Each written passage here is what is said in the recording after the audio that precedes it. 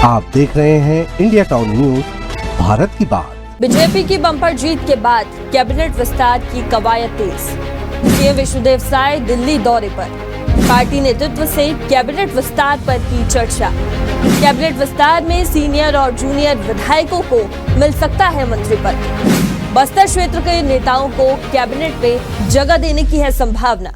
नगरीय निकाय चुनाव में बीजेपी की बम्पर जीत के बाद अब एक बार फिर से कैबिनेट विस्तार की कवायद जो है वो तेज हो गई है। तो वहीं मुख्यमंत्री विष्णुदेव साय दिल्ली दौरे पर हैं। सीएम ने दिल्ली दौरे में बुधवार को पार्टी के सीनियर नेताओं से मुलाकात की है, तो वहीं गुरुवार को वो दिल्ली की नई सीएम रेखा गुप्ता के शपथ ग्रहण समारोह में शामिल हुए।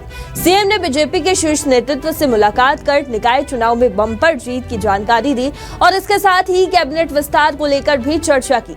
इस खबर में हम जानेंगे कि कैबिनेट विस्तार में किस तरह से सियासी समीकरण बन रहे हैं और कौन से विधायक मंत्री बन सकते हैं। क्या बीजेपी अपने सीनियर नेताओं को इस बार मंत्रिमंडल में स्थान देगी या फिर बस्तर क्षेत्र के नेताओं को मौका मिलेगा? आइए जानते हैं पूरी जानकारी हमारी इस खास रिपोर्ट में। नगरीय निकाय चुनाव में बीजेपी की शानदार जीत के बाद अब राज्य में एक बार फिर से कैबिनेट विस्तार की चर्चाएं तेज हो गई है। मुख्यमंत्री विष्णुदेव साय इस समय दिल्ली दौरे पर है, जहां उन्होंने पार्टी के सीनियर नेताओं से मुलाकात की। इस दौरान उन्होंने दिल्ली में बीजेपी के शीर्ष नेतृत्व से मुलाकात की और निकाय चुनाव में पार्टी की बम्पर जीत के बारे में जानकारी दी। इसके साथ ही कैबिनेट विस्तार को लेकर भी गंभीर चर्चा की गई है। वर्तमान में मुख्यमंत्री विष्णुदेव साय की सरकार में 2 विधायकों को मंत्री बनाने की योजना है। हालांकि ये तय नहीं हो पाया है कि वो कौन 2 विधायक होंगे। बीजेपी अक्सर ऐसे निर्णय लेती है जो चौंकाने वाले होते हैं और इस बार भी ये सवाल बना हुआ है कि कौन से विधायक मंत्रिमंडल का हिस्सा बन सकेंगे।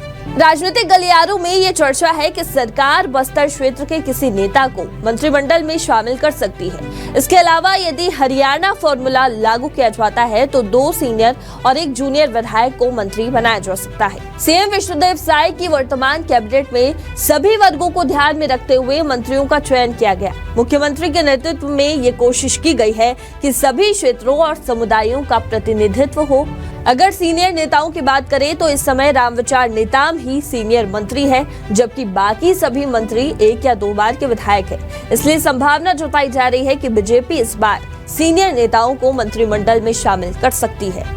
आपको बता दें कि बीजेपी में बृजमोहन अग्रवाल के सांसद बनने के बाद एक मंत्री पद रिक्त हो गया था और तब से इस पद को भरने की चर्चाएं की जा रही है। अब माना जा रहा है कि सीएम विष्णुदेव साय दिल्ली दौरे से लौटने के बाद मंत्रिमंडल विस्तार के लिए नामों की घोषणा करेंगे। इसके साथ ही सियासी हलकों में कई सीनियर विधायकों के नाम भी चर्चा में हैं जो मंत्री बनाए जा सकते हैं। नगरीय निकाय चुनाव के बाद फिलहाल छत्तीसगढ़ में कोई अन्य चुनाव नहीं होने वाले हैं और ऐसे में बीजेपी नेतृत्व उन नेताओं को निगम में एडजस्ट कर सकता है जिन्होंने विधानसभा, लोकसभा और नगरीय निकायों में अपने क्षेत्रों में अच्छा प्रदर्शन किया। बीजेपी की बम्पर जीत के बाद अब ये देखना दिलचस्प होगा कि मुख्यमंत्री विष्णुदेव साय और पार्टी का शीर्ष नेतृत्व कैबिनेट विस्तार के लिए किस तरह के फैसले लेता है। सीनियर और जूनियर विधायकों का चुनाव विभिन्न क्षेत्रों का प्रतिनिधित्व और पार्टी की आंतरिक राजनीति इन निर्णयों को प्रभावित करेगी। फिलहाल आज के लिए इतना ही।